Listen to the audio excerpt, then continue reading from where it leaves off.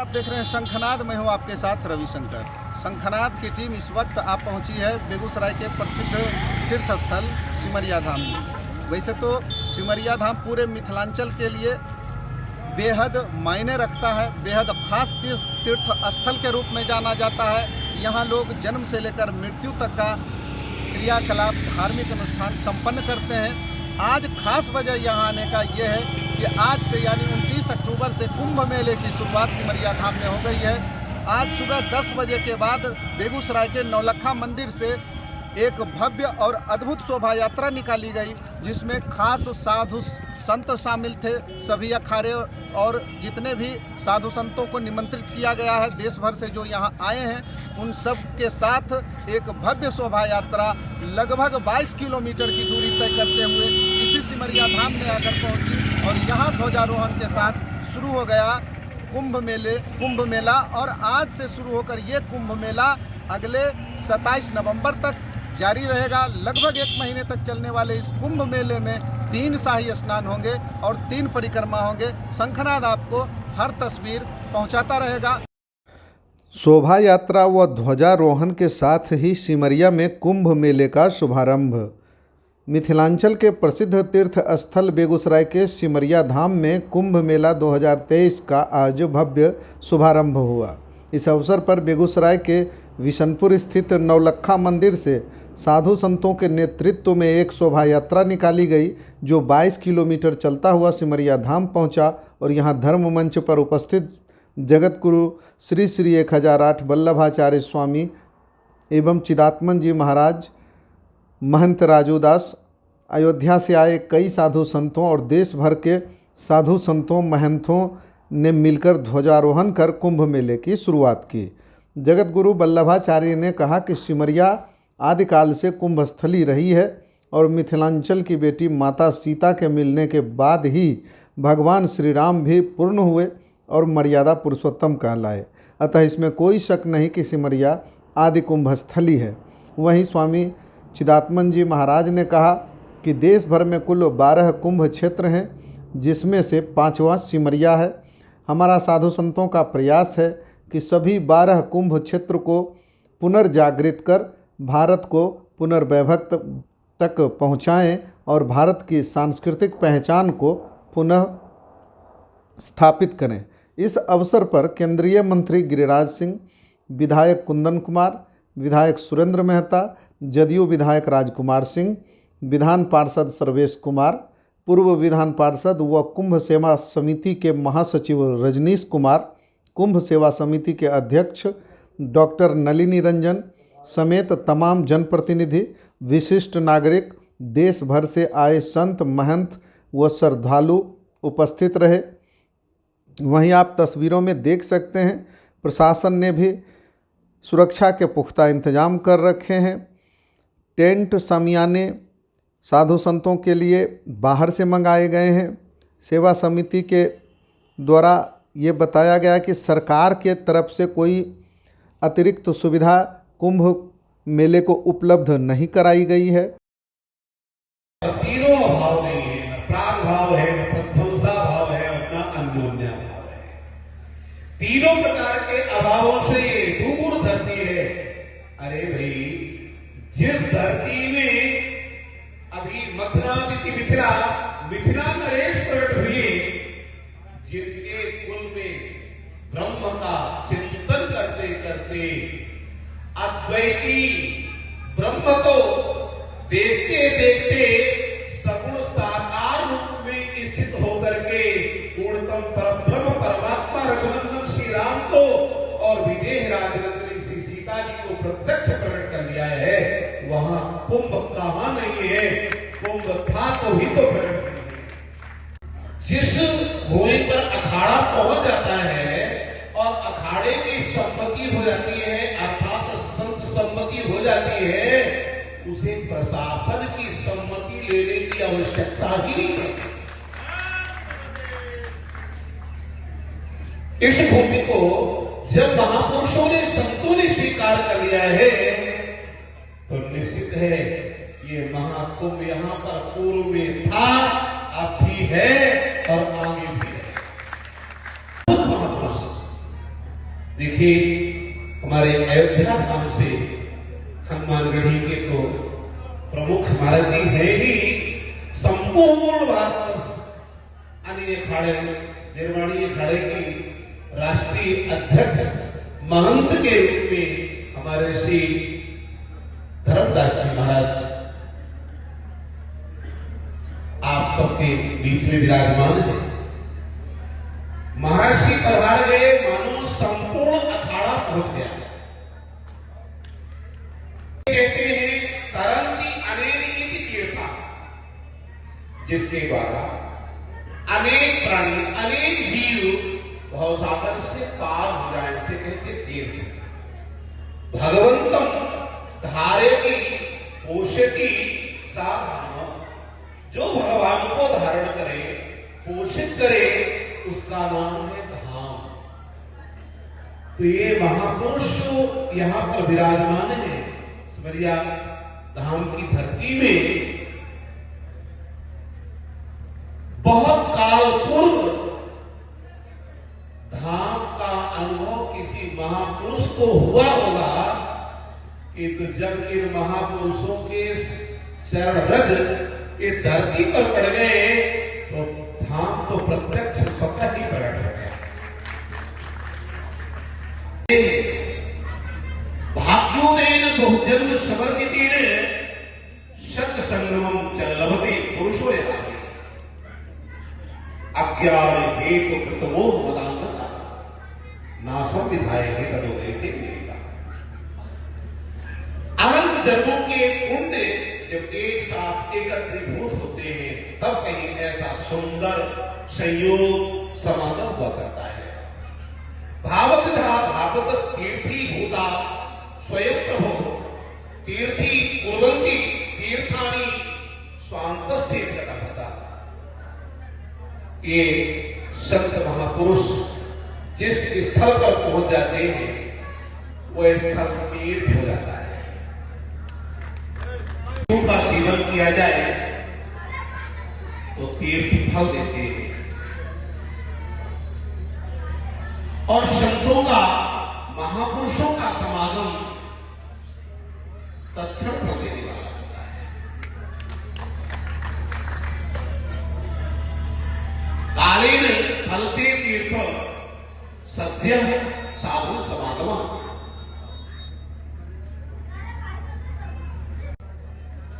पाविता coulomb अध्ययन पितृस्कर्ता। आज हम सब का कुल परम पवित्र हो गया। सभी के कुल धन्य हो गए। क्यों?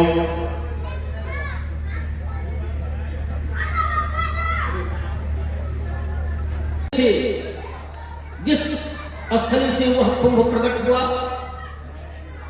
जो विश्व मानवता को अपना परिवार का स्वरूप दिया, वह मिथिला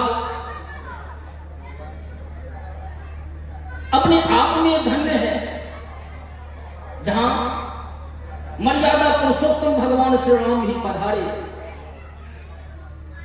भगवान श्री राम जन जन के इसलिए हैं कि उन्होंने शास्त्र की मर्यादा की रक्षा की और शास्त्र के विषय में सही जानते हैं।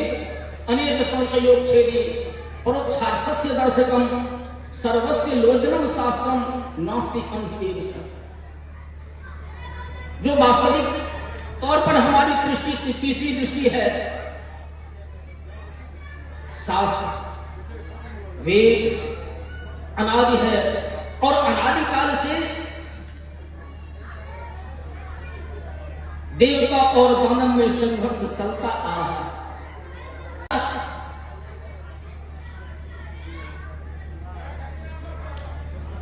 यह देवासुर संग्राम विख्यात है। उसी प्रकार से शास्त्र के मुताबिक 12 कुंभ विख्यात है और संतों के सौजन्य से वह 12 कुंभ स्थली भी भारत में विराजमान है। अंतर इतना है, समय, परिस्थिति और ज्ञान के मुताबिक वह समयानुसार प्रस्फुटित होता है। इसमें ज्ञान मंच पर यह सुनकर के काफी प्रसन्नता हुई कि आज वह फिर हमारा अतीत वटवृक्ष का रूप ले रहा है और आने वाला भविष्य जो द्वादश कुंभ से दैदीप्यमान होगा, जिसमें आज 5वां यह कुंभ स्थली भी जागृत हुआ। भैया प्रतीक है तुला, और तुला राशि पर जो सूर्य चंद्रमा बृहस्पति का योग होता है, तो आदि कुंभ स्थली सिमरिया धाम में यह कुंभ योग हुआ करता है, जिसे विद्वानों ने साबित किया, जिसे संस्कृत के साथ साथ शास्त्र और अन्य शास्त्रों के भी ज्ञाता जो हैं, उन्होंने भी साबित किया और हमें गर्व है इसमें अहम भूमिका निभाने वाली हमारी यह कुंभ सेवा समिति और पूर्ण आत्मवत हमारे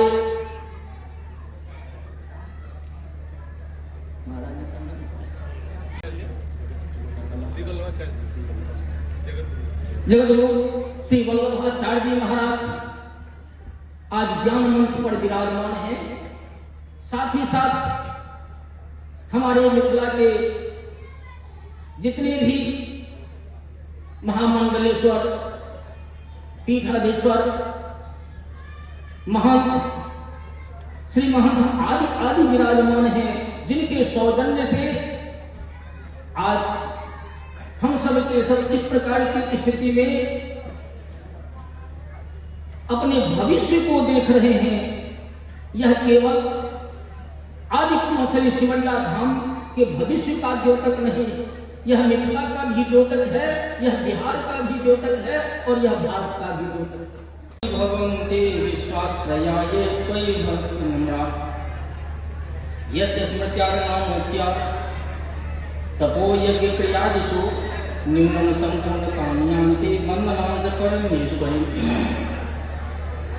राजा राम राजा राम राजा राम राजा राम राजा राम राजा राम राजा राम राजा राम राजा राम राजा राम राजा राम राजा राम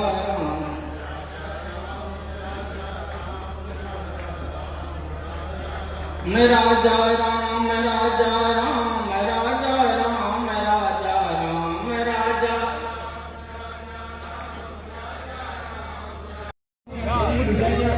बात हो रही है और आप शुरू से ही इसमें सहयोग देखिए। मैं सिद्धार्थवन जी महाराज 2010 से प्रयास करते करते 2023 तक इस कुंभ को पुनर्जागृत करने का काम किया है। सिमरिया कोई नया कुंभ नहीं है, सिमरिया हमारे सनातन काल से कुंभ, ये कुंभ सनातन का प्रतीक है। सनातन का धर्म गुरु यहाँ आते हैं, धर्म संदेश देते हैं, लेकिन उसके साथ साथ धार्मिक पर्यटन का भी काम करता है, जो यहाँ के लोगों को एक तरह से 11 में ही शुरू हुआ, 17 में भी हुआ, ये 23 में है। सबसे पहले मैं कुंभ समिति के अध्यक्ष हमारे डॉक्टर नलिनी रंजन जी को, उनको मैं धन्यवाद देता हूँ।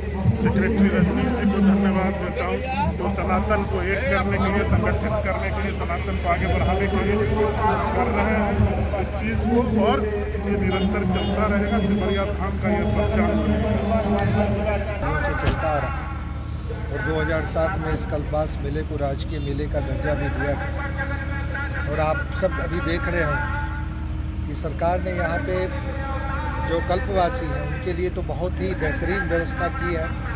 इस बार अन्य सालों की अपेक्षा इस बार की व्यवस्था बहुत ही अच्छी है। आप देखेंगे लगभग 12 लाख स्क्वायर फीट की जगह को ऊंचीकरण करके वहाँ पे कल्पवासियों के रहने की व्यवस्था की गई है। घाट का निर्माण कराया जा रहा है और अभी तात्कालिक रूप से स्नान सुरक्षित रहे उसके लिए भी व्यवस्था की गई है। और जो रिवर फ्रंट का निर्माण माननीय नीतीश कुमार जी ने करवाया है वो अपने आप में नायाब। पूरे देश में मुझे लगता है इतना सुंदर, इतना सुसज्जित, सुव्यवस्थित रिवर फ्रंट आपको देखने को नहीं मिलेगा। सिमरिया इस अग्रणी उसमें रहेगा निश्चित रूप से। और ये सारी सुविधाएं यहाँ के धर्मावलंबियों के लिए जो गंगा स्नानार्थी हैं, जो पूरे राज्य से ही नहीं नेपाल से, भूटान से भी लोग यहाँ पे आके कल्पवास मेले में आते हैं। और अर्ध कुंभ का आयोजन भी इसी दरमियान में इस बार हुआ है, तो यहाँ पे अतिरिक्त रौनक रहेगी निश्चित रूप से कुंभ की वजह से। कुंभ के लिए भी सरकार की तरफ से कोई अतिरिक्त व्यवस्था की गई है? कल्पवास के लिए तो किया जा रहा है निश्चित रूप से, चूँकि इसी स्थल पे कल्पवास मेला चल रहा है और यहीं पे कुंभ का भी आयोजन है, तो कोई उसको पृथकता से देखने का प्रयास ना करें। ये दोनों ही आयोजन समेकित रूप से सरकार के द्वारा कराया जा रहा है और दोनों ही आयोजन के लिए जितनी भी सरकारी व्यवस्था है बिल्कुल चाक चौबंद है, सुदृढ़ है। और किसी प्रकार की व्यवस्था में कोई अगर कमी आती है, किसी और चीज़ की आवश्यकता होती है, तो प्रशासन बिल्कुल चुस्त। अन्य प्रदेश से आने वाले श्रद्धालुओं के लिए जो दूसरे राज्यों से आएंगे यहाँ कुंभ मेले में, उनके लिए कोई संदेश आप? मैं उन सभी लोगों को कहूँगा कि आप सिमरिया में आए। इसे धीरे धीरे जो मान्यता है इसको राष्ट्रीय स्तर की मान्यता मिले। इस कुंभ को जो 4 जगह पे कुंभ होता है पौराणिक रूप से, ये 5वां स्थल बने जहाँ पे कुंभ भी लगे, अर्धकुंभ भी लगे और इसकी मान्यता हो, ताकि सिमरिया का ये धाम एक आध्यात्मिक स्थल बने। और वैसे तो आध्यात्मिक स्थल ये है ही, पूरे राष्ट्रीय स्तर का आध्यात्मिक स्थल बने। श्रद्धालुओं की सुरक्षा के लिए जो बाहर से आएंगे अन्य प्रदेशों से, सारी व्यवस्था यहाँ पे चाक चौबंद है और अन्य व्यवस्थाएं भी की जा रही हैं। बोले जैसे जैसे ज़रूरत के हिसाब से व्यवस्था को बढ़ाया जाए। धर्म का काम है, संस्कृति का काम है, मिथिला का क्षेत्र, गंगा का किनारा।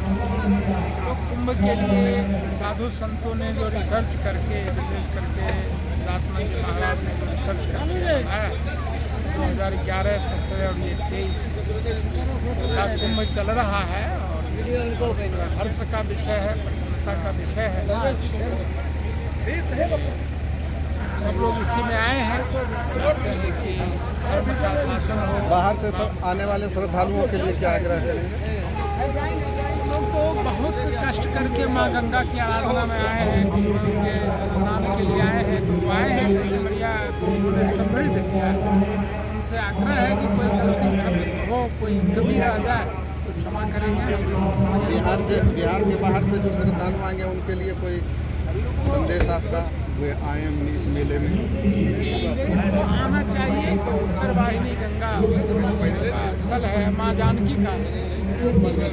अगर अवध राम अवध के थे तो जानकी, इस हिसाब से तो यहाँ बिना आए हम तो मानते हैं कि मोक्ष प्राप्ति नहीं हो सकती। माँ जानकी के स्थल पर जो आए सबका स्वागत, अभिनंदन। बार बार लोग आए। 2011, फिर 2017 और इस बार 2023 में फिर सिमरिया में कुंभ का आज ध्वजारोहण हुआ है। यहाँ अयोध्या के विभिन्न अखाड़ों के संत चित्रकूट से, काशी से, प्रयाग से, तमाम जो तीर्थ स्थल है सनातन का, वहाँ से यहाँ साधु संत पहुँच करके ये मिथिला के और पूरे बिहार से यहाँ लोग आए। विशेषकर आज साधु संतों का ही आयोजन था, तो यहाँ पहुँच करके शोभा यात्रा के माध्यम से नौलखा मंदिर से चल करके यहाँ आए और यहाँ आने के बाद ध्वजारोहण हुआ है और आज से कुंभ का यहाँ प्रारंभ शुरू हो गया। आने वाले 9 नवंबर को कुंभ का शाही स्नान है, फिर 23 नवंबर को देवोत्थान एकादशी के दिन शाही स्नान है, फिर कार्तिक पूर्णिमा के दिन विशेष शाही स्नान है। और उस पूरे इस कार्यक्रम में कुंभ सेवा समिति इस कुंभ का जो लोग आएंगे, जो श्रद्धालु आएंगे, जो संत महात्मा आएंगे, आप देख रहे हैं कि यहाँ इलाहाबाद से टेंट मंगवा करके उनके ठहरने की व्यवस्था, उनके भंडारा की व्यवस्था, जो लोग भी यहाँ आए वो जहाँ भोजन करना चाहें निःशुल्क भोजन उनको यहाँ उपलब्ध रहेगा। और गंगा महाआरती प्रतिदिन आज शाम को शुरू हो रहा है और ये पूरे 1 महीने कार्तिक में हर वर्ष होता है। हम लोग कराते हैं कुंभ सेवा समिति के बैनर तले, तो वह आज कार्यक्रम का आयोजन होगा। इस पूरे कुंभ में जो शाही पर्व स्नान के दिन जो शोभा यात्रा निकलता है संतों का, श्रद्धालुओं का, उसका संयोजन, उसकी व्यवस्था कुंभ सेवा समिति करती है। इसके साथ ही मैंने कहा कि जो लोग शाही स्नान के अवसर पर आते हैं, उनके अगर वो भोजन चाहते हैं, उनको वहाँ निःशुल्क भोजन की व्यवस्था कुंभ सेवा समिति करती है। और जो संत महात्मा हैं वो यहाँ आते हैं। आज बड़ा ही दूसरे प्रदेश से आने वाले श्रद्धालुओं के लिए क्या यहाँ जो लोग आएंगे, जिनको ठहरने की व्यवस्था है, विशाल पंडाल की व्यवस्था यहाँ भी, एक पंडाल गंगा तट पर भी बनाया है कुंभ सेवा समिति। और आने वाले समय में हम सब और इसको जितना बढ़ाने का प्रयास कर रहे हैं। और ये सब कुंभ सेवा समिति सामाजिक सहयोग से, ज़िले के लोगों से सहयोग लेकर के करती है। इसमें किसी भी तरह का सरकारी सहयोग नहीं मिला है आज तक। हाँ, सरकार से समन्वय हम लोग बनाते हैं, जिला प्रशासन से समन्वय बना करके काम करते हैं, ताकि हम इस कुंभ को स्थापित कर सकें। आज आप देखिए इस मंच पर जिस तरह से साधु संतों ने सिमरिया के इस कुंभ को के प्रति जो अपना स्नेह, अपने उद्गार और अपना आशीर्वचन दिया, हमें विश्वास है कि आने वाले दिन में प्रयाग, हरिद्वार, नासिक और उज्जैन की तरह यह कुंभ सिमरिया का स्थापित होगा और जगत जननी माता सीता की यह जन्मस्थली मिथिला का यह कुंभ साबित होगा।